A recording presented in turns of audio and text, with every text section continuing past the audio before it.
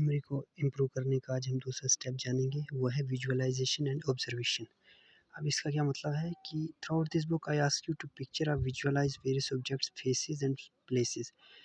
ये जो बुक है ना, इसमें हम अलग अलग ऑब्जेक्ट्स, फेसेस और प्लेसेस के बारे में पढ़ेंगे जो आपको विजुअलाइज करना है। Some people worry that because they are unable to produce in their mind's eye faithful representation of items such as an apple or cow, then these techniques will not work. अगर देखो आप मान लो कि एक Apple या को आपको visualise करना है, सोचना है उसके बारे में, अगर आप उस टेक्निक को नहीं समझ सकते ना, वो चीज़ अगर आप विजुअलाइज नहीं कर सकते, तो जो हम टेक्निक्स पढ़ रहे हैं ये काम में नहीं आएगी। However, you don't need to produce a photographic replica of the item. ऐसा नहीं है कि जैसा मैंने बोला कि कोव को विजुअलाइज करो तो कोव ही सीधे आपके माइंड में आनी चाहिए।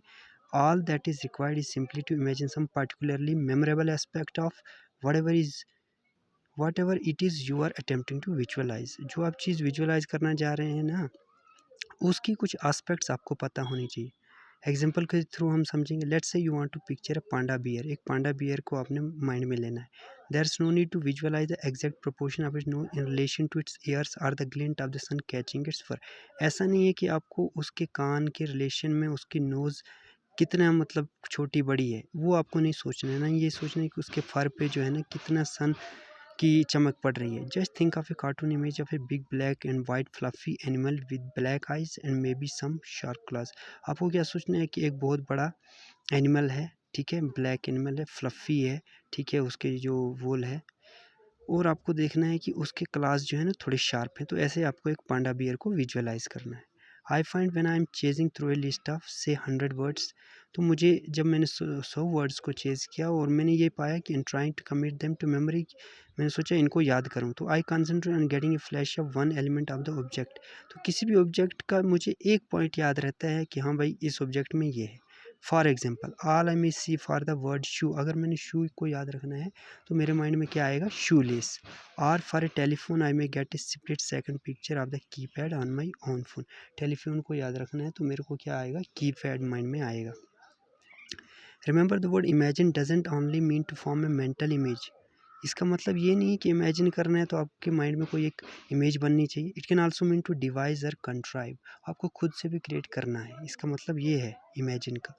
The image you create is specific to you, it exist only in your mind and is not real outside of this perception. ये जो इमेज आप बनाओगे ना, ये आपके माइंड में रियल होनी चाहिए, बाहर की दुनिया में रियल है या नहीं है उससे कोई मतलब नहीं। There are techniques for developing powers of mental imagery, तो टेक्निक्स भी होती हैं जिससे आप अपनी मेंटल इमेजरी की जो पावर है उसको बढ़ा सकते हो। And all the more you exercise your memory the stronger your inner I will become. और जितना आप अब इस मेमोरी को स्ट्रांग करोगे तो उतनी आपकी जो है इनर आई है वो भी ज़्यादा स्ट्रांग होगी। अब देखो एक्सरसाइज है यहाँ पे, विजुअलाइजेशन थ्रू ऑब्जर्वेशन। ठीक है, क्या एक्सरसाइज दी है। First take any household object near to hand such as telephone. आपके हाथ के नज़दीक क्या क्या चीज़ें रहती हैं, टेलीफोन है, वेस है, केटल है, रेडियो है। Let's suppose you choose your kettle, आपने जो है अपनी केतली को पकड़ा कि मतलब उसके बारे में सोचोगे आप। आपने जो है about 15 to 20 to observe as many aspects of it possible. 15 से 20 सेकंड लगाने हैं कि हाँ भाई इसके बारे में आप क्या क्या सोच सकते हो, इसमें क्या क्या फीचर्स हैं, क्या क्या इसका साइज़ वगैरह जो कुछ भी।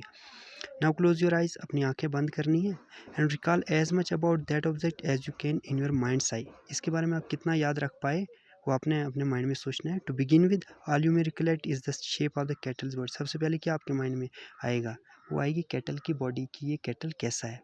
And the curve of the handle, और जो हैंडल है उसका कर्व कैसे है, ये आपके माइंड में आ सकता है।